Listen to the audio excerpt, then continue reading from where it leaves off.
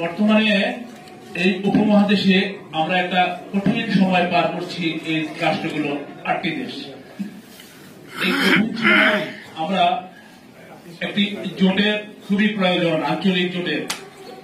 ভারত, বাংলাদেশ এবং ভারত পাকিস্তান যেভাবে আন্তঃকন্দল দ্বন্দ্ব শুরু হয়েছে, এটা কিন্তু আমাদের এই অঞ্চলের জন্য একটি ভয়াবহ অবস্থা।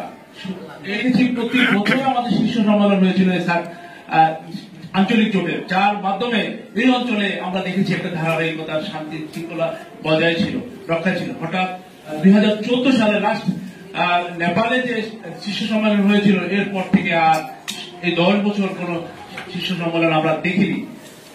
তখন থেকেই আবার এই বিরাজমান যে সমস্যাগুলো সৃষ্টি হয়ে গেল। একটা আঞ্চলিক জোট এই অঞ্চলের যে রাষ্ট্রপ্রধানরা একটা টেবিলে মঞ্চে যখন বসবে, তখন অটোমেটিকলি একটা সৌহার্দ্যপূর্ণ পরিবেশ, সৌহার্দ্যপূর্ণ বন্ধুত্বের একটা সম্পর্ক সৃষ্টি হবে। এবং সেটা সার্ক নামক আঞ্চলিক জোট করে আসছিল, তারা সেই কাজটা করেছিল, কিন্তু আজ সেটা আমরা দেখতে পাচ্ছি না। সেটার কারণে আজকে যে দৃশ্যমান সংকট এই 10 বছর যাবৎ আমরা অনুভব করেছি। এবং এই সার্কেল জোট কত রকম প্রভাব ছিল এই অঞ্চলের একটা সুন্দর কাজ করার জন্য, কিন্তু হঠাৎ করে আমাদের এই অঞ্চলের বৃহত্তম একটি দেশ বা তার প্রতিবেশী বা আমরা সারা সবাই মিলে এটাকে অকার্যকর করে ফেলেছি। এখন সময় এসেছে এটাকে কার্যকর করা। আমরা সার্ক জার্নালিস্ট ফোরাম 2019 সালে দিল্লিতে বসে সার্কভুক্ত 8টি দেশের সাংবাদিকরা বসে আমরা দিল্লিতে এই সার্ক জার্নালিস্ট ফোরাম সৃষ্টি করেছি। আমরা সেখানে দিল্লিতে বসে আমরা যে করেছি, করার পর আমরা অনুভব করেছি যে এই অঞ্চলে সার্কেল পুনর্জীবী করা দরকার। আমরা ঠিক 19 সাল থেকে আমরা ধারাবাহিকভাবে বিভিন্ন দেশে আমরা কনফারেন্স, আমরা বিভিন্ন রকমের সেমিনার, আন্তর্জাতিকভাবে আমরা মানবাধিকার নিয়ে কাজ করেছি, আমরা প্রেস মিডিয়া নিয়ে কাজ করেছি, আমরা কালচারাল প্রোগ্রাম নিয়ে কাজ করেছি, আমরা এডুকেশন নিয়ে কাজ করেছি। ইতিমধ্যে আমার আজাদ ভাই বলেছে যে আমরা অনেকগুলো প্রোগ্রাম করেছি।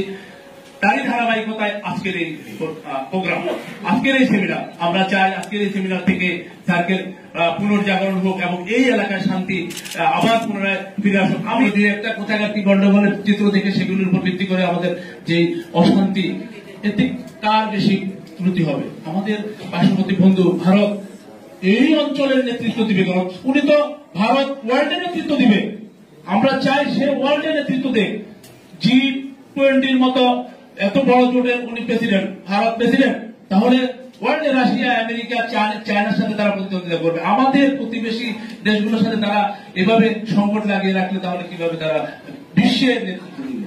আমি চাই আজকের যে আমাদের মেহমান এসেছে রাষ্ট্রদূত পক্ষ থেকে, তারা জানিয়ে দেখতে আসলে আমরা আগের মতো বন্ধুত্ব স্থাপন রক্ষা করতে চাই। আমাদের যে বন্ধুত্ব ছিল সেটা রক্ষা করতে চাই এবং আমরা সেটা নিয়ে কাজ করব। আমরা অচিরেই আমরা আরো প্রোগ্রাম করবো। আমাদের এই যে এখনই আমাদের বিহারের বৈশালীতে গণতন্ত্রের যেখান থেকে গণতন্ত্র শুরু হয়েছিল, সেখানে আবার আমরা গণতন্ত্র নিয়ে কথা বলবো। 5 এবং 7 জানুয়ারিতে আমরা অনুষ্ঠান করবো, সেটা আমাদের সার্ক জার্নালিস্ট ফোরাম।